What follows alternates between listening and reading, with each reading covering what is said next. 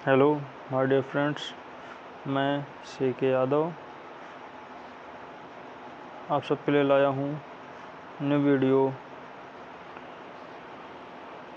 मैं आपका प्यारा मित्र CK यादव आप सबके लिए लाया हूँ क्लास 10th की पोएट्री की अगली चैप्टर, जिसका नाम है a tiger in the zoo. A tiger in the zoo में हम सब टाइगर्स के बारे में पढ़ेंगे कि कौन से टाइगर्स किस तरीके के इम्पोर्टेंस रखते हैं। जैसा कि यहाँ आप कॉन्टेक्स्ट देख सकते हैं। वीडियो शुरू करने से पहले मैं आपसे वादा करता हूँ कि आपको यह वीडियो काफ़ी अच्छा लगेगा, काफ़ी हेल्पफुल होगी और आपको बिना किसी सहायता के यह वीडियो दोबारा देखने की आवश्यकता नहीं पड़ेगी। एक ही बार में हम इसे पूरी तरीके से तैयार करते हुए चलेंगे। जैसा कि आप देख सकते हैं हमारी पोएट्री की फर्स्ट चैप्टर, जिसका नाम है a tiger in the zoo. तो चलिए हम शुरू करते हैं इस वीडियो को।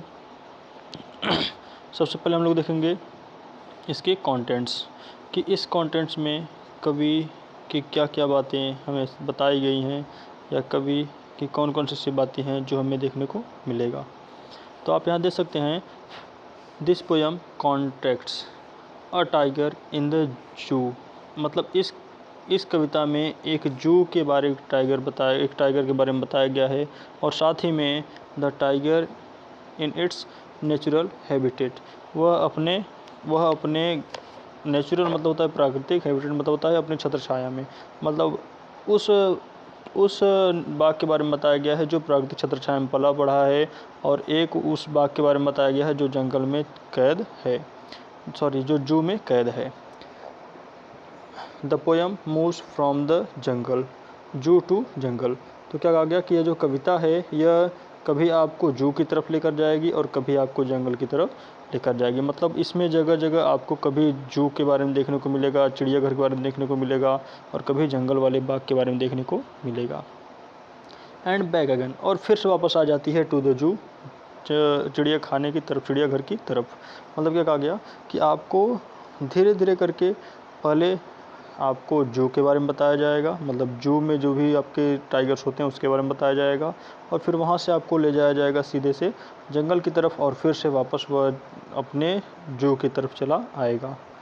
और यह सब स्टैंजा आपको बस दो ही टाइगर्स के ऊपर डिपेंड करता है, एक जू वाले टाइगर्स मतलब चिड़ियाघर वाले टाइगर्स, और दूसरे जो आपके होते हैं जंगल वाले टाइगर्स। तो चलिए हम अपना वीडियो शुरू करते हैं a tiger in the zoo. First passage ज़रा ध्यान से देखिएगा। ही वह स्टाल्क्स मतलब होता है शान से चलता है, ठीक है। ही वह स्टाल्क्स मतलब क्या होता है, शान से चलता है। ही स्टाल्क्स वह शान से चलता है। इन हिज अपने, विविध मतलब होता है चमकीले। क्या कहा गया कि वह अपने चमकीले, मतलब वह कैसे चलता है, स्टार्ट मतलब शान से चलता है। विविध मतलब क्या बताया गया, चमकीले। स्टेप्स मतलब होता है अपने कदमों पर। क्या कहा गया कि वह अपने चमकीले कदमों से बड़ी शान से चाल चलता है। ही स्टार्ट्स वह शान से चलता है, इन हिज विविध स्टेप्स अपने उस चमकीली कदमों से, अपनी उस चमकीली धर्रियों से। द फ्यू स्टेप, फ्यू मतलब कुछ, स्टेप्स मतलब कदम चलता है, ऑफ हिज केज अपने उस चार दीवारी। यहाँ केज का तात्पर्य क्या है, केज का मतलब है चार दीवारी के अंदर। मतलब वह जो बाघ है, वह जो टाइगर्स है, वह उस चार दीवारी के अंदर बड़ी ही चमकीली शानदार चाल चलता है। ऑन पैड्स, ऑन मतलब पर, पैड्स मतलब होता है तलवा, मतलब उसके तलवे पर। वेलवेट मतलब होता है मखमल। क्वाइट मतलब होता है खामोश, शांत। मतलब वह अपने मखमल तलवे पर शांत और खामोश चाल उस गुफा में चलता है। In his quiet rage, quiet मतलब शांत, खामोश, रेज मतलब होता है क्रोध में। मतलब वह अपने शांत क्रोध में वेलवेट मतलब क्या बताया गया, मखमलदार पैरों से, पैड्स मतलब पैरों से, पैरों की मदद से, तलवे से उस गुफा में चलता है। तो क्या कहा गया, एक बार फिर से देखिए। ही स्टार्ट्स इन हिज विविध स्ट्रिप्स, वह शानदार चाल उस अपने वह शानदार चाल अपने उस चमकीली चाल की तरह चलता है। द फ्यू स्टेप्स कुछ कदम चलता है। ऑफ हिज केज अपने उस चार दीवारी के अंदर, केज मतलब गुफा कह सकते हैं या चार दीवारी के अंदर कह सकते हैं। ऑन पैड्स अपने कदमों पर, पैड मतलब होता है कदमों पर। ऑफ वेलवेट, वेलवेट मतलब हमने आपको क्या बताया था, मखमल। वेलवेट मखमल के कदमों पर वह शांत चाल चलता है। इन हिज क्वाइट रेज अपने उस, हिज मतलब अपने उस, क्वाइट मतलब होता है शांति, रेज मतलब होता है क्रोध में, अपने उस शांत क्रोध में वह शांत चाल चलता है। आगे देखते हैं। He should be lurking in Shadow. अब यहाँ पर देखिए जरा, यहाँ पर जो आपको अगले बाग के बारे में बताया जा रहा है यह आपका है जंगल का, मतलब इस वाले ऊपर वाले बाग में, ऊपर वाले हमने किस बाग के बारे में देखा था, इन चारों लाइनों में हम लोग जू के बाग के बारे में देखा, और आगे हम लोग देखने वाले हैं जंगल के बाग के बारे में।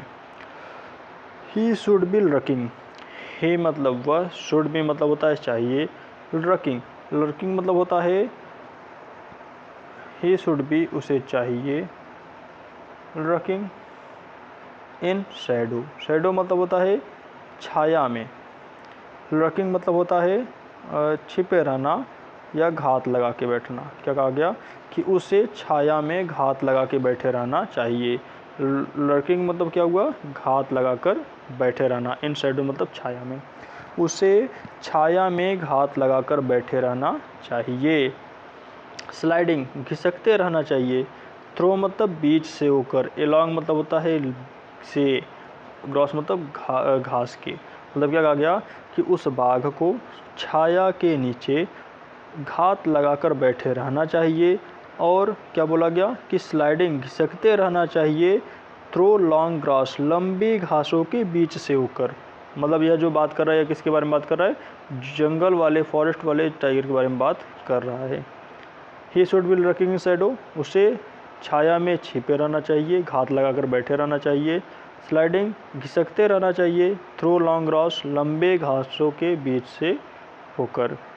Near the water hole, near मतलब पास में, वाटर होल मतलब होता है तालाब के किनारे, मतलब उस तालाब के किनारे उसे घात लगाकर बैठे रहना चाहिए और घिसकते रहना चाहिए। वेयर जहाँ पर, प्लम्प मोटे ताजे, डियर हिरन पास मतलब आते हैं और गुजरते हैं।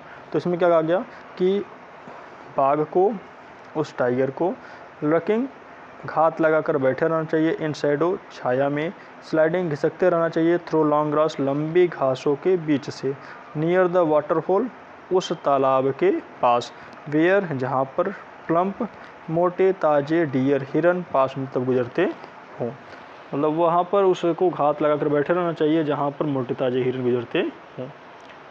चलिए हम लोग आगे देखते हैं। ही शुड, ही मतलब उसे, शुड मतलब चाहिए, स्नॉर्लिंग मतलब होता है दहाड़ते रहना चाहिए। तो क्या कहा गया, ही शुड स्नॉर्लिंग, उसे दहाड़ते रहना चाहिए। अराउंड द हाउसेज आस पास के, अराउंड मतलब आस पास के, हाउसेज मतलब घरों के पास, मतलब क्या कहा गया कि उसे आस पास के घरों के किनारे दहाड़ते रहना चाहिए। एट द जंगल एज मतलब जो जंगल के किनारे पर स्थित हो, मतलब एज मतलब होता है किनारा, जंगल मतलब होता है जंगल की। तो क्या कहा गया, जंगल्स मतलब जंगल की, एज मतलब किनारों पर। तो क्या कहा गया कि ही शुड बी स्नॉगिंग, उसे दहाड़ते रहना चाहिए। अराउंड द हाउसेज घरों के आसपास, एट द जंगल से जो जंगल के किनारे पर स्थित हों। बेयरिंग, बेयरिंग मतलब होता है दिखाना चाहिए। बेयरिंग मतलब क्या होता है, दिखाना चाहिए। हिज अपने, वाइट मतलब होता है सफ़ेद, हिज अपने, वाइट मतलब सफ़ेद। फैंक्स मतलब होता है नुकीली। हिज कॉल अपने पंजों को, मतलब वह अपने नुकीली पंजों को दिखाते रहना चाहिए। बेयरिंग मतलब होता है दिखाते रहना चाहिए, दिखाना चाहिए। हिज वाइट फंक्स अपने सफ़ेद, फंक्स मतलब दांत, एंड क्लेव्स और अपने नाखूनों को, पंजों को दिखाते रहना चाहिए। टेरराइजिंग आतंकित करते रहना चाहिए। द विलेज गांव वालों को, मतलब जिसे देख करके सभी लोग क्या हों, भयभीत हो जाएं, ऐसे उसे दिखाते टहलते रहना चाहिए। तो इसमें क्या कहा गया, ही शुड बी स्नॉगिंग, उसे टहलते रहना चाहिए, दहाड़ते रहना चाहिए। राउंड द हाउस घरों के पास, एट द जंगल एज जो जंगल के किनारे पर स्थित हैं। बियरिंग्स हिज वाइट फंक्स, बियरिंग्स मतलब होता है दिखाते रहना चाहिए, दिखाना चाहिए। द वाइट फंक्स अपने तीक्ष्ण नुकीली दांतों को, हिज कॉल और अपने उस नुकीली पंजों को, टेरराइजिंग जिसे दिखा करके, टेरराइजिंग मतलब होता है आतंकित कर दे, भयभीत कर दे, द विलेज गाँव के लोगों को। अब देखिए आगे क्या कहा गया, अब आगे फिर से वापस आ गया जंगल वाले बाग की तरफ से जू वाले बाग की तरफ। बट लेकिन ही वह इज है, यहाँ पास कॉमा ऐसे का मतलब इज है, ठीक है।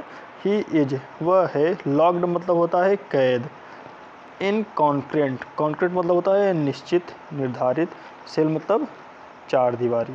तो क्या कहा गया, कोठरी ककरंडी के से बनी, कॉन्क्रीट मतलब ककरंडी से बनी कर सकते हैं या कर सकते हैं चार दीवारी के अंदर वह बंद है। तो क्या कहा गया, but he is locked in a concrete cell, लेकिन वह चार दीवारी के अंदर क्या है, बंद है। हिज स्ट्रेंथ, उसकी जो शक्ति है, बिहाइंड पीछे है, द बार्स उस सलाखों के।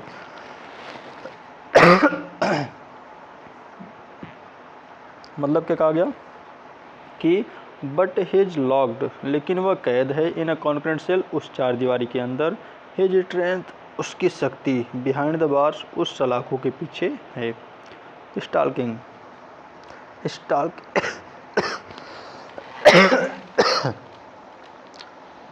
जरा देखिए, स्टाल्क मतलब होता है चलते रहना चाहिए। द लेंथ कुछ कदम, ऑफ हिज केज अपने गुफा में, अपने गुफा में वह कुछ कदम चलते रहता है।